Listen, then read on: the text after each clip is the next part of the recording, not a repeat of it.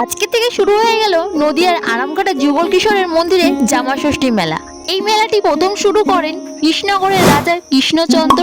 এখানে বিরাজমান করেন শ্রী শ্রী রাধা কৃষ্ণের বিগ্রহ। আচ্ছা, তোমরা জানো কি কেন জামাষষ্ঠী মেলা বলা হয়? আচ্ছা গাইস, তোমাদেরকে বলবো কেন এখানে জামাষষ্ঠী মেলা বলা হয়, তোমরা কিভাবে যাবে, এই মেলা কবে শেষ, এবং এই মেলা আছে বিশাল বড় বড় নাগরদোল্লা ও বিভিন্ন রাইডস, রয়েছে মুখরোচক খাবার ও মিষ্টির স্টল, এবং তাছাড়া রয়েছে নিত্য প্রয়োজনীয় জিনিস, খেলনা, এবং সন্ধ্যা নামায় ঝকঝকে অন্যরকম সুন্দর এবং মেলার সাথে রয়েছে কৃষ্ণনগরে ঘূর্ণির মাটি বিখ্যাত পুতুল, নানা রকমের। একদিন সময় করে আন্তব এবং প্রিয় মানুষকে নিয়েও আসতে পারো এই যুগল কিশোর মন্দিরে। সবকিছু মিলে চলো তাহলে যাওয়া যাক এই ঐতিহ্যবাহী যুগল কিশোর মন্দিরের মেলা দর্শন করবো এবং মন্দির সম্পর্কে তথ্য সম্পূর্ণ তোমাদেরকে তুলে ধরবো এবং বলবো। Hello guys, welcome back to my YouTube channel Manabranjan blog. চলেছে আজকে আমি চলে এসেছি নদিয়া জেলার আরামঘাটা যুগল কিশোর মন্দিরে, যেটা কিনা জামাষষ্ঠী নামে অনেকে পরিচিত। তাই আমি ফার্স্ট অফ অল চলে এসেছি আরামঘাটা স্টেশনে। দেখতে পাচ্ছি স্টেশন থেকে আমাদের যেহেতু 1 নম্বর স্টেশন থেকে 2 নম্বরে ওই পাটা যাব এবং ওই পাশ দিয়ে যাচ্ছে কিন্তু মেলা। তাহলে চলো আমরা ওপরে যাবো আমরা।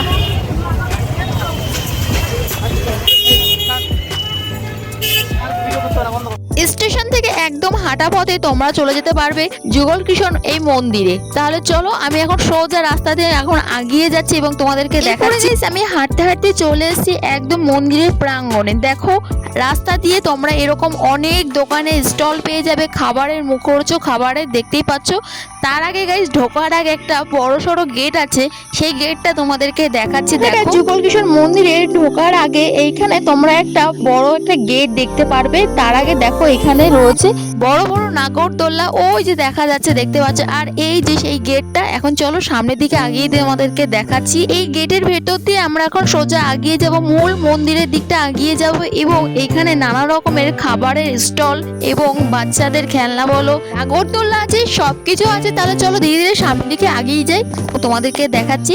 আজকে আমি মেলাতে এসেছি, আমি, আমার বর এবং ভাগ্নে। যেহেতু আমার বর অতটা ক্যামেরার মধ্যে আসতে চায় না, তাও দেখো আমরা দুজনে মানে খুবই ভালো লাগে যে একসঙ্গে এরকম মেলায় আসা বা অন্য কোথাও ঘুরতে যাওয়া। চলো তাহলে এখন আমরা মন্দিরের ভেতরের প্রাঙ্গণের দিকটা আগিয়ে যাই।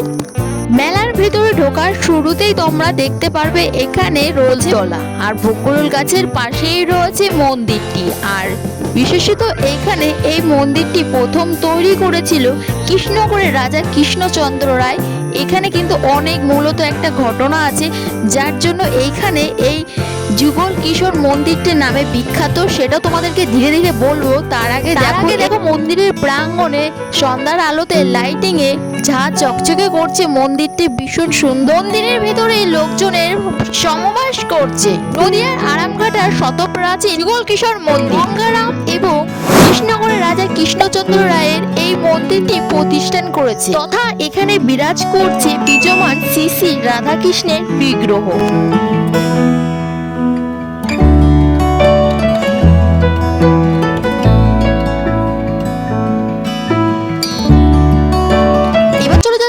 মন্দিরের ভেতরটা, এই মন্দিরটি 5 খিলান বৈশিষ্ট্য একটি দালান মন্দির। গঙ্গারাম দাস নামে এক সাধক বৃন্দাবন থেকে শ্রীকৃষ্ণের এক কিশোর মূর্তি নিয়ে আসেন এবং তার সাথে 1728 সালে নদিয়ার কৃষ্ণনগরের রাজা কৃষ্ণচন্দ্র স্বপ্নাদেশ পেয়ে কৃষ্ণনগরের রাজবাড়ির মাটি খুঁড়ে একটি রাধিকার বিগ্রহ পান। সেই কিশোর শ্রীকৃষ্ণের মূর্তি এবং রাধিকার মূর্তি একই সাথে যুগ্ম মিলন ঘটিয়েছে এই আরামঘাটা যুগল কিশোর মন্দিরে। এই মন্দিরে কাঠের তৈরি সিংহাসনে রয়েছে শ্রীকৃষ্ণ এবং রাধিকা। এটি কোষ্ঠী পাথরের তৈরি শ্রীকৃষ্ণ এবং রাধিকা বিরাজ করছে, এবং তার সাথে রয়েছে কালাচাঁদ, গোপীচাঁদ, শ্যামচাঁদ বিগ্রহই রয়েছে। এখানে বিদ্যমান রয়েছে যুগল কিশোর রাধা এবং কৃষ্ণের বিগ্রহ। স্থানীয় জনসূত্রে অনুযায়ী রাধা এবং কৃষ্ণকে কন্যা এবং জামাই রূপে ভাবার প্রথা সঙ্গে এই উৎসবের যোগ রয়েছে। এই কারণে অনেকে এই মেলাকে জামাষষ্ঠী মেলা হিসাবে চেনে। তাই এই জামাষষ্ঠী আগের থেকেই শুরু হয়ে যায় এই জামাষষ্ঠী মেলা। এখানে প্রচুর মানুষজন আসে এবং সবার মনস্কামনা পূরণ করার জন্য এই বকুলতলার নিচে ঢিল বাঁধে। দেখতে পাচ্ছ চারি সাইড সাইডে লোকজনের সমাগম রয়েছে। তার সাথে রয়েছে দেখো এখানে যে দালান বৈশিষ্ট্য সেইগুলো চত্বরটা পঙ্খির কাজে রয়েছে অলংকারে অলঙ্কিত এবং চারি সাইডে দেয়াল চত্বরে রং বৈশিষ্ট্য করা আরো আলোকিত হয়ে ফুটে উঠেছে। এখানে প্রতি সন্ধ্যাবেলায় ভজন কীর্তন হয়, যেটা কিনা তোমাদেরকে শোনাচ্ছে দেখো।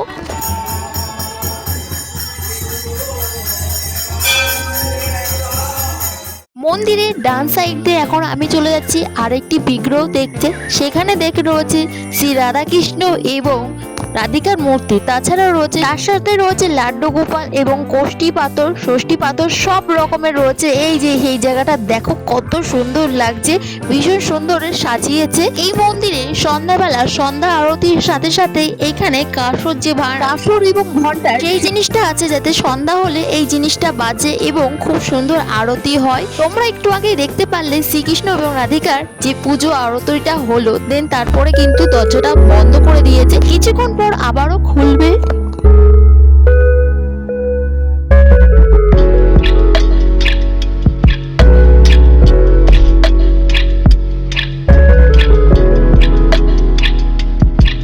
মন্দিরের পেছনে রয়েছে গোশালা। এখানে অনেক গোশালা এবং গোমাতা রয়েছে, সেটা যেহেতু এখন সন্ধ্যা হয়েছে তাই তোমাদেরকে দেখালাম না। এবং এই গোমাতা গোশালার পেছনে রয়েছে সেই নদী, যেই নদী করে রাজা কৃষ্ণচন্দ্র এসেছিল এই রাধিকার মূর্তি রাখার জন্য এই আরামঘাটা যুগল কিশোর মন্দিরে। এবার ডান সাইডে আরেকটি আছে বিগ্রহ, সেটা হচ্ছে এর ওপর দিয়ে ভেতর দিকটা আগিয়ে যেতে হবে। দেখো আমি আস্তে আস্তে আগিয়ে যাচ্ছি, যেহেতু এখানে রাখিনি। ডান সাইডে যে এই দেখো তিনটে ঘর, এই তিনটে ঘরের মধ্যে রয়েছে, যেহেতু এখন বন্ধ রয়েছে আর তোমাদেরকে দেখালাম না। এখন গাইস এখানে হচ্ছে ভজন কীর্তন।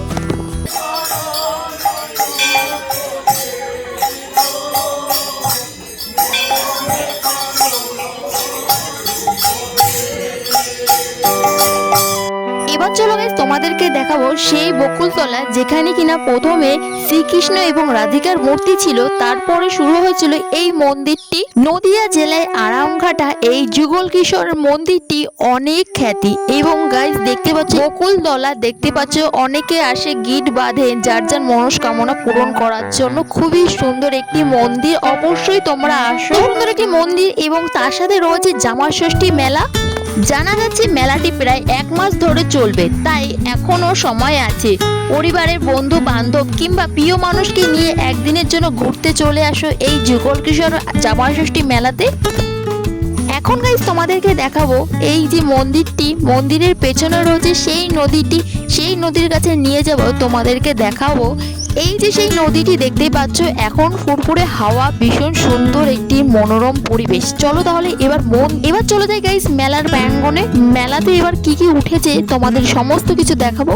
এই মেলাতে রয়েছে ঘর সাজানো, নিত্য প্রয়োজনীয় জিনিস এবং খেলনা। তার সাথে এই মেলাতে রয়েছে বিশাল বড় নাগরদোলা এবং বিভিন্ন ধরনের রাইড, মুখরোচক খাবার, মিষ্টি স্টল এবং মেয়েদের চুড়ি মালা হাতের সমস্ত রকমের দোকান বসেছে। এবং তার সাথে রয়েছে কৃষ্ণনগরের ঘূর্ণির মাটির পুতুল বিখ্যাত। এবার চলো গাইস তোমাদেরকে বলে দিই তোমরা এখানে কিভাবে আসবে।